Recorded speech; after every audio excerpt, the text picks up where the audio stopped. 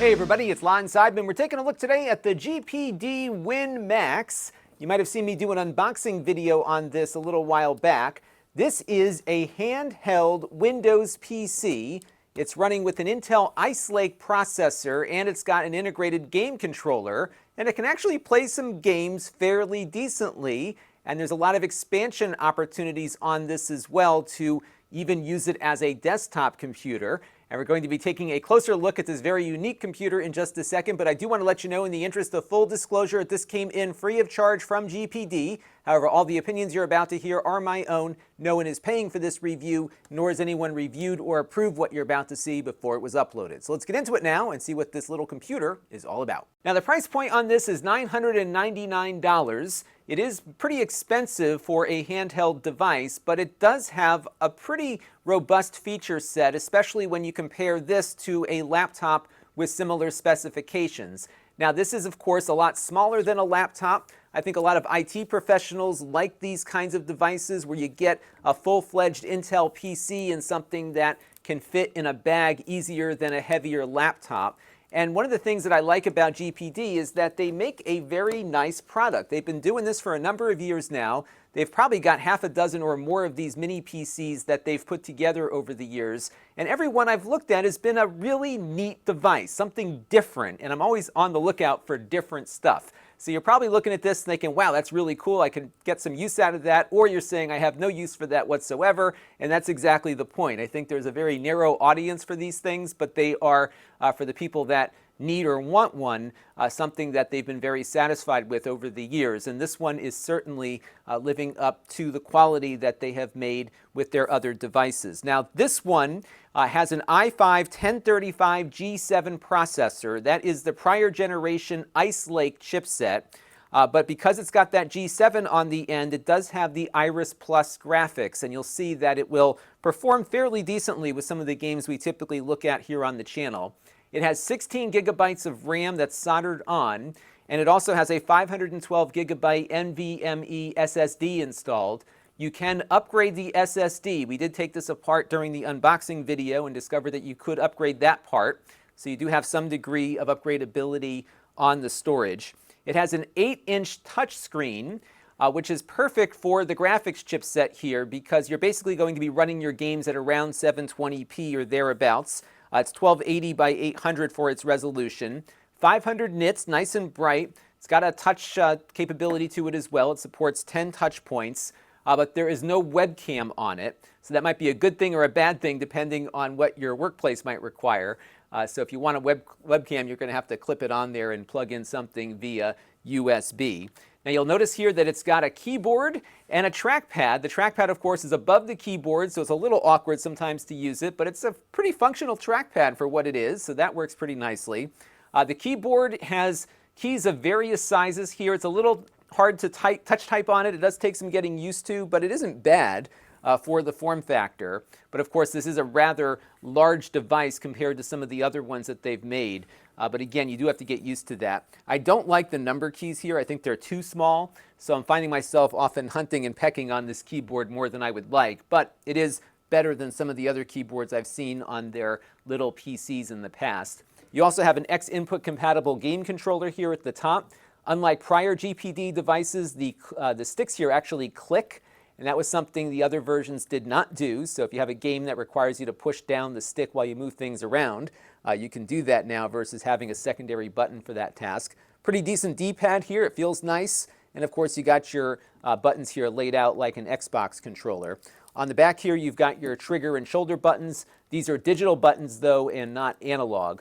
There's a number of ports on this one, too. We've got an HDMI output, full size, 2 USB 3 outputs here, and then you've got a Thunderbolt 3 port right here. And we were able to test this with an eGPU a little bit earlier. That worked fine. So one of the cool things you can do with this is bring it home and dock it to a GPU and get better graphics performance if you wanted to do something like that. You also have a USB Type-C port next to the Thunderbolt port. Both of these ports are full service, so they do data, power, and video. So you can plug in docking stations as well if you want to do something along those lines. So that's nice to see. There's a very robust cooling system on this. You can configure the laptop or the handheld here to run at either 15 or 25 watts.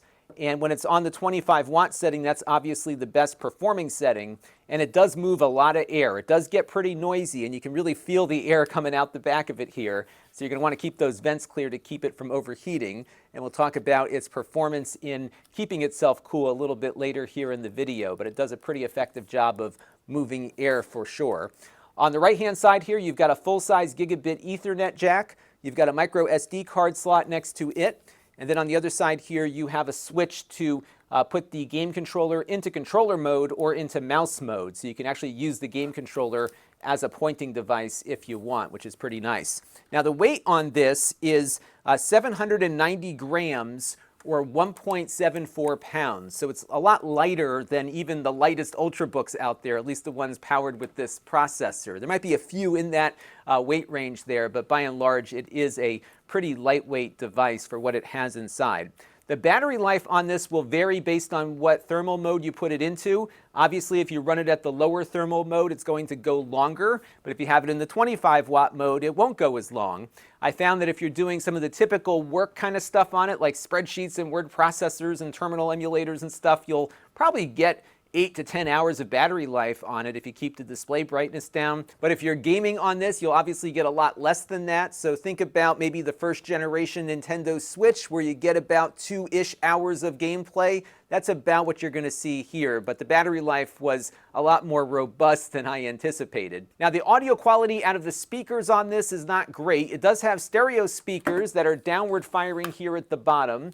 But if you want, you can plug headphones into the front here in that headphone jack, and there's also a built-in microphone if you're doing audio calls or that sort of thing. Again, there's no webcam on this one, but you will at least be able to talk to people on your Zoom calls. Now, of course, the big question is, how well does it play games? And the answer is quite well. We're running No Man's Sky right now at the native resolution of the display. That's 1280 by 800.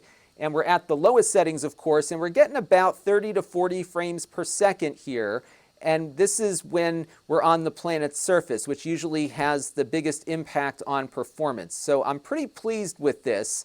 And this is on par with what we've seen out of other Ice Lake processors running with the G7 Iris Plus graphics. So it's working as expected, which is great in a little device like this one. The fan is certainly running. We are on battery, but I turned it up to the highest performance settings, and all in, a very nice experience. Now, a lot of people might be asking, well, how well might it work as a game streaming device? And I would say for game streaming, it's going to do great, but it's overkill, because if your intention is to stream games, you can get something a lot less powerful to do that, including some handheld Android devices. But it can do that. The real advantage here is that you can run the games locally on the device itself, which I think makes a big difference. And of course, you could also dock it to a GPU like we discussed earlier and really get a lot of robust usage out of it. Let's take a look at a few other games we ran earlier. So here's GTA 5 running at the native resolution, 1280 by 800 at the lowest settings. And as you can see, we're doing north of 30 frames per second, usually in the 40 frames per second category. Not bad and very, very playable. So that's awesome to see on a handheld. We also checked out Rocket League, high settings, 1280 by 800. We were doing about 60 frames per second, give or take. Very, very good for a handheld PC device like this, so that was exciting. We also ran The Witcher 3, low settings, again, native resolution here, and we're in the 30 to 40 frames per second territory as well. That little hit there, I think, was due to the fact that we were running this off of an external SSD. But overall, very playable. Not 60, but certainly 30 is something that'll work for you. Fortnite, we ran at low settings, again at the native resolution. Jake did have to do a little bit of coaxing to get this to work properly, but once he got everything working, we were running at about 60 frames per second on this one, and sometimes as high as 100 frames per second, depending on what was going on in the game there. So that worked out pretty nicely too. Because you have a lot of great networking options on this with the Ethernet, along with its Wi-Fi 6, I think you'll have a good go at multiplayer stuff like Fortnite here too. So altogether, pretty good gaming performance, and again, on par with some of the other Intel-based devices we've looked at with this same chipset. And we also ran a couple of benchmarks on this one, starting with the 3D Mark CloudGate. We got a score of 14,292, and you can see that's very competitive with two i7-based devices from the same generation chipset that we saw on the Dell XPS 13 laptop and the Acer Spin 5 2-in-1. So very good performance on this thing. And then if you look at a Ryzen-based device, you can see we're a little bit behind it on the graphics.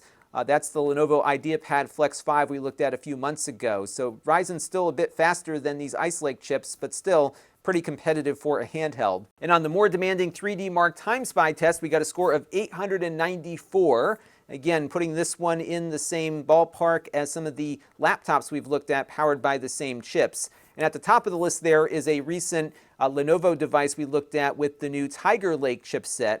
And you can see that one does much better graphically, which is why I would love to see a Tiger Lake iteration of this device. I think it'll deliver better frame rates on some of the games that we looked at. So we'll have to see if they come up with that a little bit later on. We also ran the 3D Mark stress test, and there we got a passing grade of 97.7%.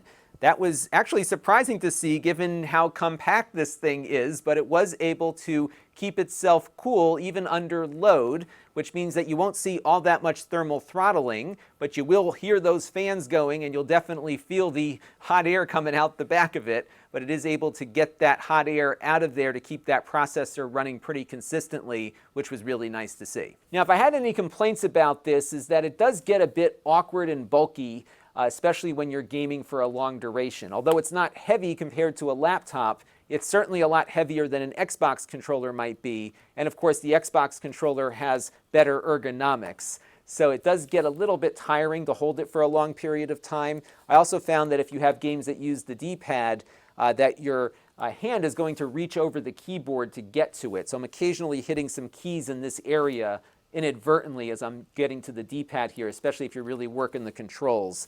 So I've been finding that it's been better to put it down on the desk and grab the game controller to play with. And if that's what you're going to do, you may as well get a gaming laptop with a larger screen. But if you want something handheld, this definitely accomplishes the task. And again, I think this will be really useful for IT professionals that want something lightweight but powerful to carry around with them throughout their workday. But it will work for games too, and it certainly can play them quite well.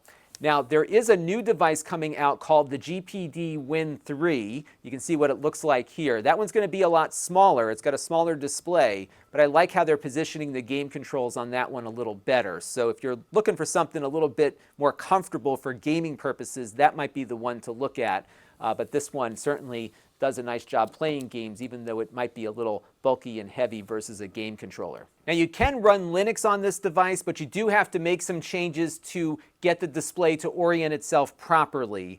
So if you are looking to do Linux, it will be a little bit of a project to get things up and running, but after you do all of those adjustments, you should be good to go on that front. And there's some info on the GPD Reddit subreddit that you can find to help you along in that process. So overall, I am very pleased with how this thing is working. It is a neat little compact PC that performs as well, if not better, than many of the laptops we've looked at powered by the same Intel chipset. That is awesome.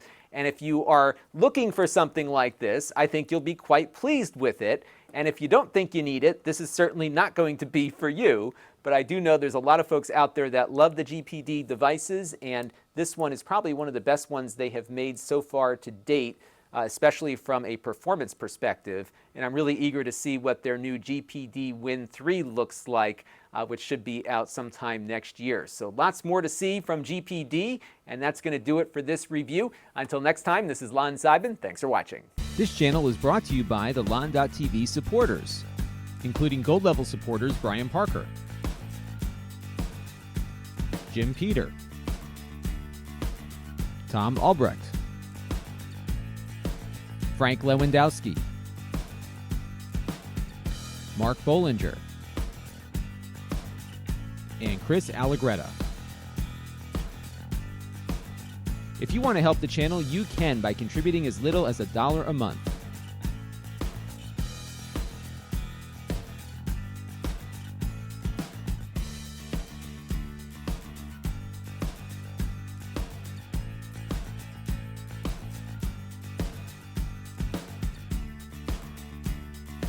Head over to Lon.TV/support to learn more.